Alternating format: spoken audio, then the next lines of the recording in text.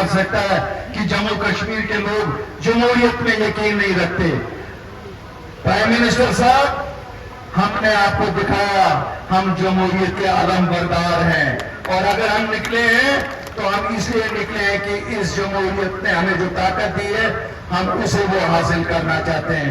ہم اس کی بدولت اپنے لوگوں کا وہ عزت اور وقار بحال کرنا چاہتے ہیں جس کے وہ حقدار ہیں. آپ کو شاید 2 قدم زیادہ آگے آنا پڑے گا، کیوں ہم لوگوں کے دل بجے زخمی ہو چکے ہیں. ہمیں 72 سال میں کانگریس نے نیشنل کانفرنس کے ساتھ مل کے کہیں کا نہیں رکھا. انہوں نے ایسی سازشیں کی، ہماری جسم کے 2 حصے کیے.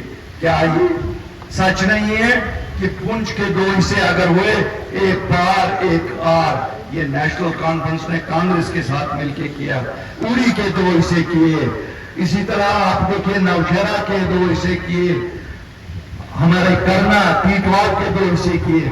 تو یہ اس سازش کو بے نقاب کرنا ہے کہ ہم لوگوں کو کیوں بانٹا گیا، اور سازش کو بے نقاب کرنے کے لیے شاید یہ ووٹ بہت ضروری ہے.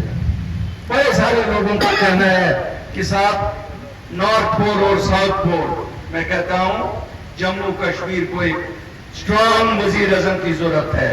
ہمیں شاید اس ملک میں اتنا اسٹرانگ وزیر اعظم چاہیے جو ہمارے 72 سال کے گاؤں بھر دے.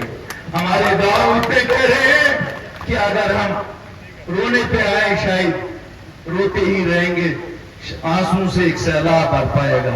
لیکن ہمیں یقین ہے کہ جو ہمارے ساتھ 72 سال زیادتیاں ہوئی ہیں، نریندر مودی جی اور امت شاہ شاید اس کا ازالہ ضرور کریں گے. ہمارے نوجوان انتظار کر رہے ہیں کہ ان کی پکڑ دکڑ کم بند ہو جائے گی. ہماری بیٹیاں انتظار کر رہی ہیں کہ وہ گریجویٹ پوسٹ گریجویٹ ہے، ان کو حق والے کو حق کیسے ملے گا. ہم اس دن کا انتظار کر رہے ہیں جس دن نوکریاں یہاں بکیں گی نہیں.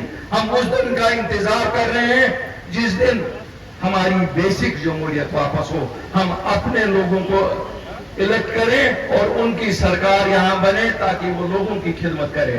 وزیر اعظم صاحب، بیوروکریٹ کتنا ہی اچھا ہو، بیوروکریٹ ہے، اور اس کا نظریہ قانون کے دائرے میں اتنا ہی ہوتا ہے جتنا وہ دیکھتا ہے اس کی کرسی کب تک سیف ہے.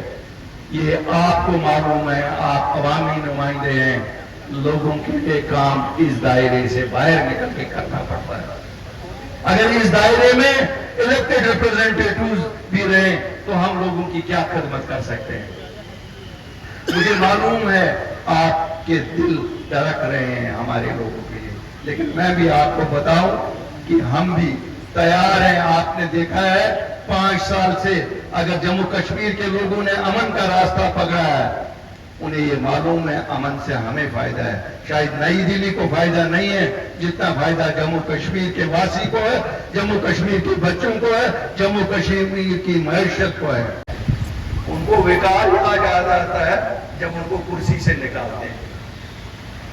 اب ہم تو درخواست ہی کر سکتے ہیں صاحب، ان کو پٹے پہ لکھ کے دے دو دونوں خاندانوں کو کہ جب تک زندہ ہیں یہی لوگ کرسی پہ، ان کو وہ وظیفہ دے دو. کیونکہ کہتے ہیں کہ جب آدر شاہ ظفر کو یہاں ہندوستان سے برما بھیجا گیا، وظیفہ پھر بھی کچھ دیا انگریزوں نے. اسی طرح میں کہتا ہوں اب یہ اقتدار کے لائق رہے نہیں، کیوں انہوں نے لوگوں کا خون چوسا 72 سال. ان کو وظیفہ کچھ دے دو وزیر اعظم صاحب، یہ ان کا وقار بحال ہو جائے گا.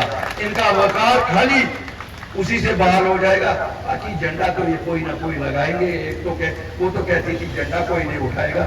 مجھے لگتا ہے اس کی پوری عمر گزر جائے گی. جھنڈے اتنے ہیں کہ گنتی نہیں کر پائے گی. اتنے ملک کے جھنڈے ہر جگہ لہرائے ہیں اور لہرائیں گے. یہ ہمارا ملک ہے، ہم اس کے وفادار لوگ ہیں. اور کسی کو اگر شک ہے وہ ہم سے قربانی سیکھیے. ہم لوگ سینے پہ گولی لیتے ہیں جو باہر سے آتی ہے، ہمارے لوگ شہید ہو جاتے ہیں، ہمارے لوگ قربانی دیتے ہیں. چاہے وہ پنچ کا ہے، راجوری کا ہے، اوڑی کا ہے، نوشہرہ کا ہے، آرس پورہ کا ہے، کیرن کا ہے، گریز کا ہے. ہمیں کیا بتائے گا کوئی کہ قربانی کسے کہتے ہیں. مجھے کوئی بمبئی میں بیٹھ کے یہ نہیں کہہ سکتا ہے. مجھے بڑی خوشی ہے کہ شیو سینا ان کی مدد کر رہی ہے.